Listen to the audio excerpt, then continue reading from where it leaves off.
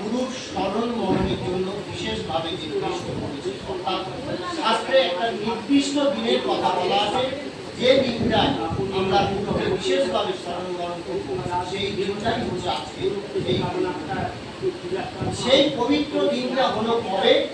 ব্যাসদেবের জন্মতিথি, অর্থাৎ যেদিন মহামনি ব্যাসদেব জন্মেছিলেন সেই জন্মতিথিটাকে ধরা হয়।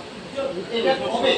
সেটা হচ্ছে আষাঢ় মাসে পূর্ণিমা তিথি, বা যা গুরু পূর্ণিমা বা ব্যাস পূর্ণিমা নামে একটা অর্থাৎ এই আষাঢ় মাসের পূর্ণিমা তিথিতে মহামনি ব্যাসদেব জন্মগ্রহণ করেছিলেন।